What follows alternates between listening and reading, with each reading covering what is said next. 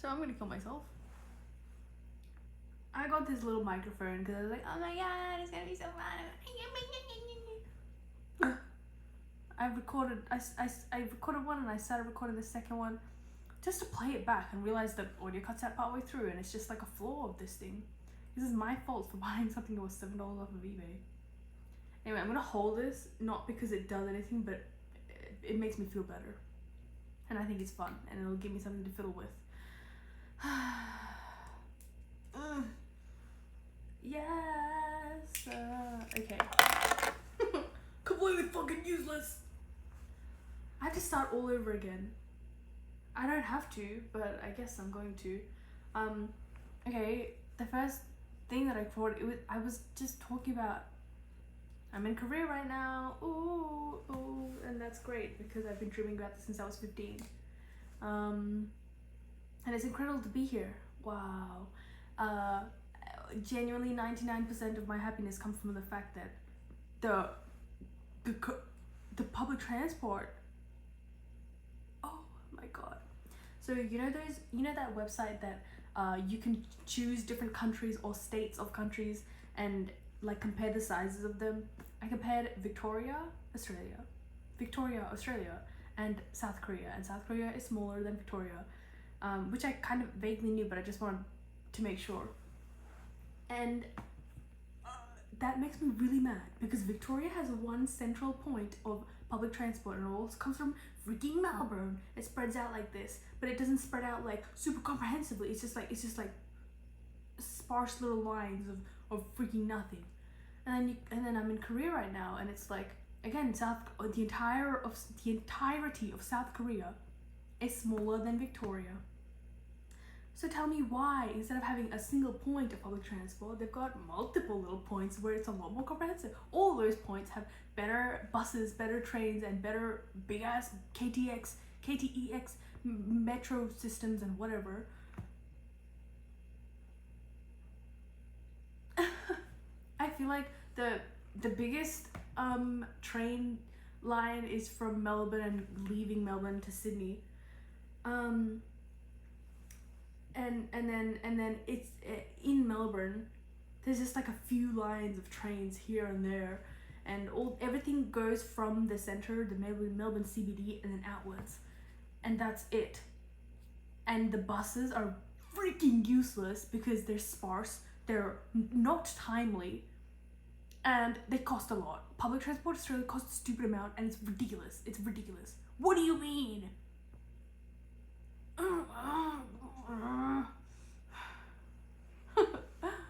Look, I just don't understand where the Australian government gets the audacity to be charging $11.50 a day. And that's the last I remember it. It could be more, it could be less. I know they did April for free, but it was like, so you guys want to kill yourself because the gas and everything has gone up? I have 1 month free. Every day should be free at the level of incompetency that the public transport is working on. It's not the workers' fault, it's the government. When is the answer not the government is shit? Anyway. Yeah, the public transport in Korea is really awesome and comprehensive and super cool. Also keep in mind, I haven't been to super rural areas, but also keep in mind that Melbourne again Victoria has one spot, Melbourne, where everything comes out of. And South Korea, I think out of all the spots I've been to, all of them, I think I've been to like 9 or 10 spots so far, all of them have good public transport. And if it's not trains, there's buses everywhere. And you know what? Oh my god. So before I left, I read this, I did research on how to, what to expect when I'm in Korea and so on and so forth. And I remember one Reddit post where somebody was like, hey, the buses in Korea, South Korea are super good. Just keep in mind that the bus drivers are a little sporty. And I was like, what the fuck? What do you mean sporty? They're sporty.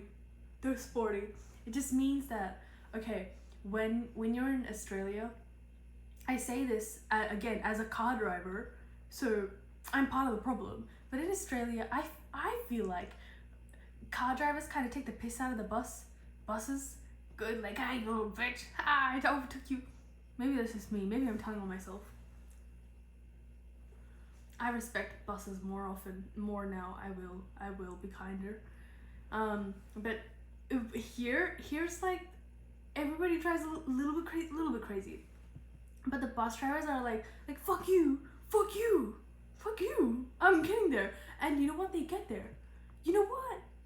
Good on the Korean bus drivers for being sporty because they get there. That's one thing about a Korean bus driver, they're gonna get there. And they're gonna get there on time, maybe even 15 seconds early. Cause, what do you mean? What do you mean the one time my bus was late, I was like worried. In Korea, my bus was late and I was like, oh my god, did something happen to the bus? Was there a crash? Why are they late? And I don't know, maybe it was because it was like a cross, like an intercity super, it was a bus that was just going a long way. Maybe it was because of that. I don't know, it doesn't actually matter because they got there anyway. But all of the other times I've used a bus has been on time. And not only that, every bus stop you go to, there's usually 3 or 4 to 6 or 7 or 8 or more different bus routes that go through a stop. Again, I'm saying this as a tourist who's in like central areas in whatever town I'm going to. So obviously if I was living a bit further out, there'd be less bus stops as they go out. But even then, if you go to freaking Melbourne, there's not this many bus stops at one spot. There's not even that many tram stops at any spot. Like like 6 or 7. You can get 6 or 7 trams in one spot, but those tram lines are really sparse and they're whatever. I don't give a and I don't give a fuck. Oh my god, I actually couldn't talk about the public transport for a while. I realized after being here, wow, environment really does play a big part in how you feel about a place. Who'd have thunk it? Maybe the reason I was depressed, it is because there's no grass. There's no grass for me to touch in Australia. In where I'm at, there's no grass for me to touch. I have to go 15 minutes driving to get to the closest public transport just for it to be kind of mid and expensive for no reason. And I know that I'm actually gonna have a hard time going back to Australia and having to lower my standards again of what public transport is. Like, thinking about it makes me sad. What do you mean? Because in Australia, it genuinely, this is what I've experienced.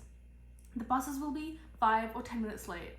5 or 6 usually. And the one time you get there on time, the bus is 2 minutes early and it's already left. And then what the fuck? You have to wait another 40 minutes for the next bus to come. Oh, oh, that's great. And I'm really trying not to like glaze South Korea's public transport because I don't want to be like those people who are like, oh, glasses in Japan, keyboards in Japan, because that's not how I feel about South Korea as far as I know. No, it's not, because that's not how I feel about South Korea. I would not want to live here, to be honest. But like going through here as a tourist, just to be clear, I don't want to live here only because the work environment and the stigma around mental health and queerness and disability and so on and so forth. I can barely handle what Australia says, let alone here. So that's why. Also the wage, okay, look at this. This is something I said in my first recording when this microphone cut out, that Australian minimum wage and Korea's, food costs, that is a beautiful combo. That's the combo that everybody should be living with. That's good. But Korea's minimum wage and Korea's food, it's like the same thing as Australia's minimum wage and Australia's food. That's what I feel.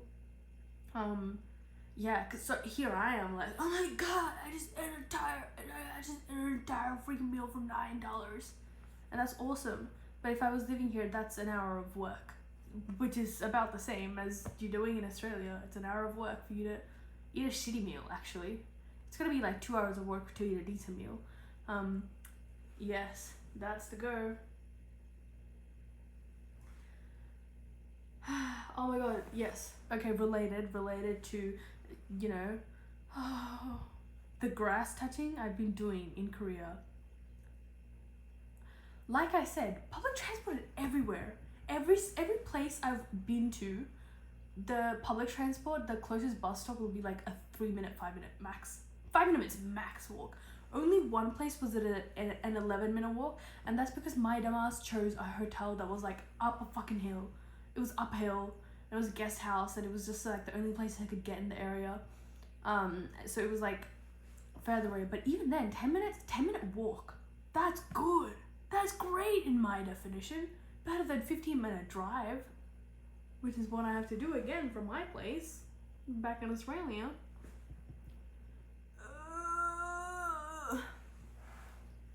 I need to calm down. I'm actually.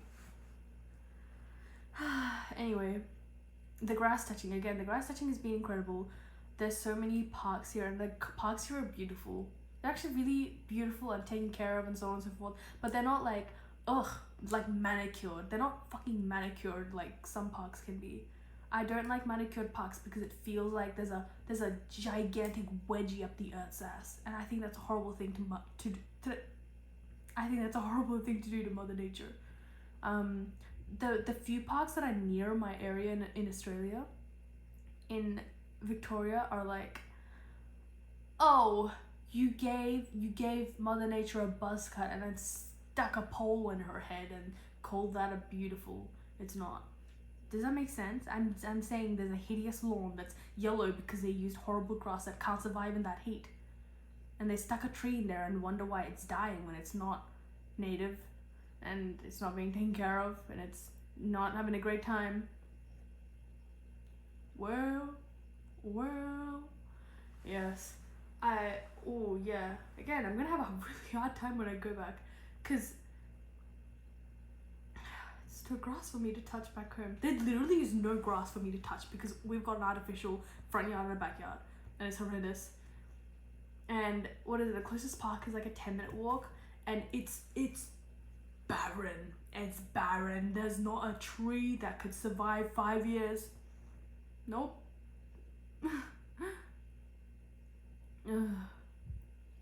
But obviously, like I can't move to the areas that have real grass and real trees because they're more expensive, and I don't have money.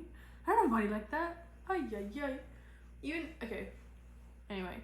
That's how I feel. That's the best thing about Korea that I've liked so far is, the buses and the grass touching, tree hugging. I've done. It shocked me by the way, cause I've really turned into a hermit in the last year, and I'm at home, I'm watching my little YouTube videos, I'm yapping to myself on camera, and I'm like doing a little painting, and I'm writing my fan fictions. That's what I'm doing. What do you mean I've been going outside? I've been going outside every day. I mean, every day I go outside. Okay. Goodbye.